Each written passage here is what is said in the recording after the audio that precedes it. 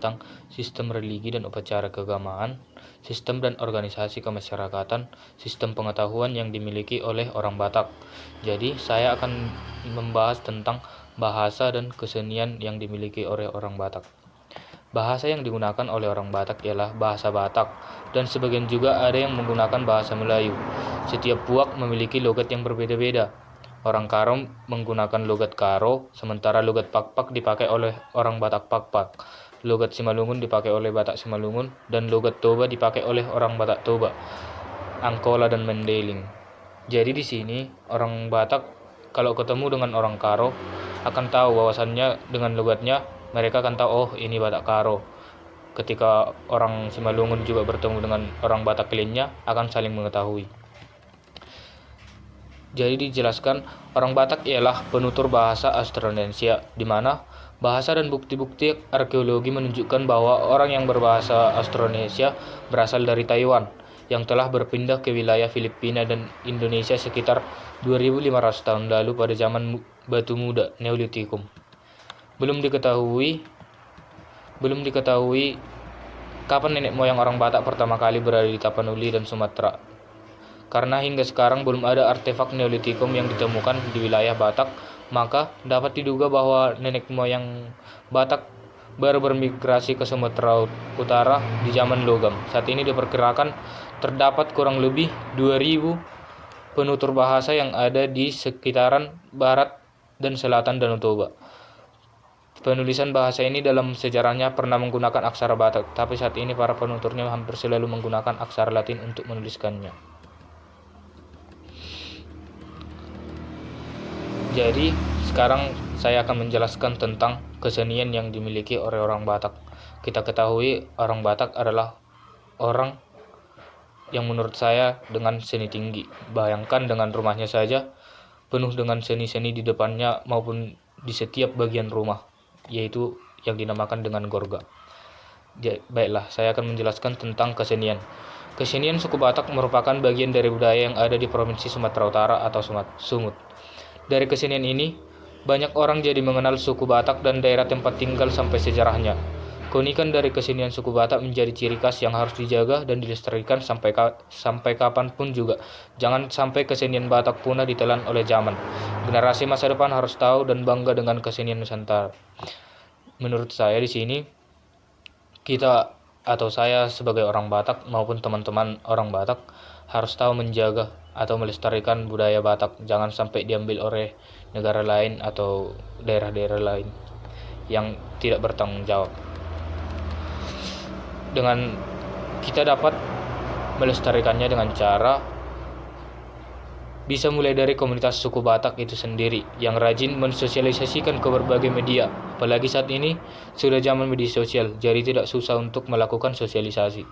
Bahkan sosialisasi sekarang ini jadi lebih mudah dan murah. Perbanyak komunikasi suku Batak yang rajin untuk menjaga keseniannya. Menurut saya itu adalah hal yang tepat untuk menjaga kelestarian suku Batak tersebut. Terdapat banyak kesenian yang saya ketahui dan mungkin akan saya jelaskan di sini, yaitu seni musik margondang dalam upacara adat Batak. Upacara margondang diadakan untuk menyambut kelahiran anak mereka dan sekaligus mengumumkan kepada warga kampung bahwa dia sudah mempunyai anak. Margondang merupakan suatu kebiasaan masyarakat Batak yang dilakukan dalam suatu upacara tertentu. Tujuan filosofinya adalah untuk mengukuhkan muatan religi acara tersebut karena merupakan kebiasaan yang diwarisi dari leluhur. Yang kedua, seni tari manortor. Di sini menurut saya semua orang sudah tahu bahwasannya suku Batak terkenal dengan seni tortornya. Tortor adalah tarian Batak yang selalu diiringi dengan gondang atau alat musik.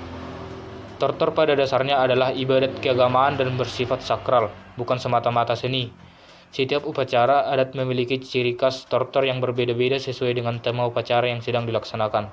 Secara langsung, eksistensi dari tari manortor ini masuk menjadi tarian daerah di Sumatera Utara sebagai daerah yang membawahi suku Batak. Seni patung.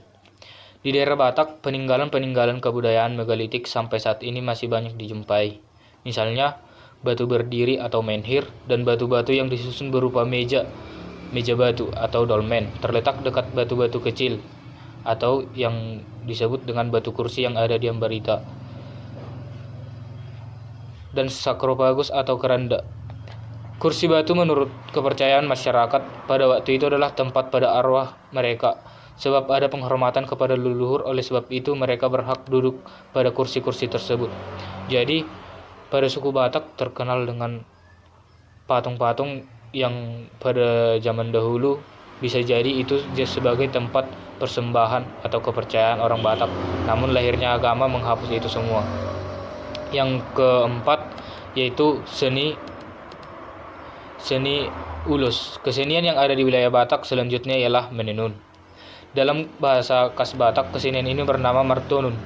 Membuat beragam kain tenunan adalah kegiatan rutin masyarakat Batak Toba. Di tanah air sendiri, kain tenunan khas Batak sudah sangat dikenal. Tak hanya memiliki corak unik, tenun hasil masyarakat Batak juga populer dengan kualitasnya yang tinggi. Konon, tradisi menenun merupakan tradisi turun-temurun nenek moyang masyarakat Batak dan hingga kini masih dilestarikan. Yang keempat, kesenian yaitu rumah adat. Yang kelima yaitu rumah adat. Teknologi pembuatan rumah sebagai suatu karya kebendaan masyarakat Batak terlihat dari desain rumah yang memiliki kolong dan bertangga. Rumah disebut juga jabu atau bagas. Rumah orang Batak melukiskan alam kosmos.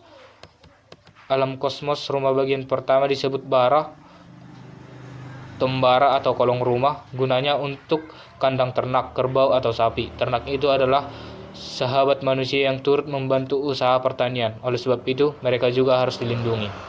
Makanya diciptakan yang dinamakan bara di bawah rumah orang Batak.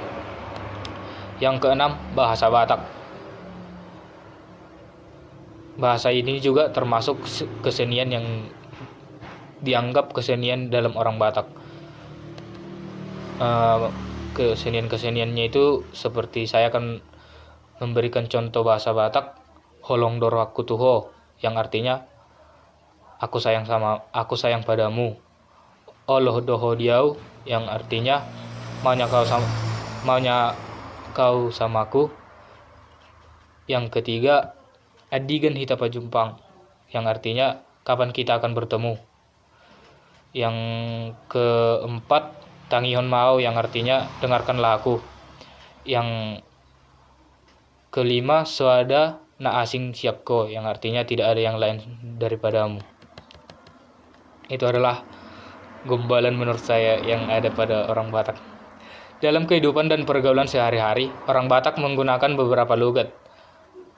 Seperti yang jelaskan tadi tentang bahasa, yaitu logat Karo digunakan oleh orang Karo, logat Simalungun digunakan oleh orang Simalungun, logat Pak-Pak digunakan orang Pak-Pak, begitu juga dengan logat-logat yang ada pada Batak lainnya. Yang ketujuh, seni dalam upacara pernikahan. Dalam adat Batak Toba, pernikahan harus diresmikan secara adat.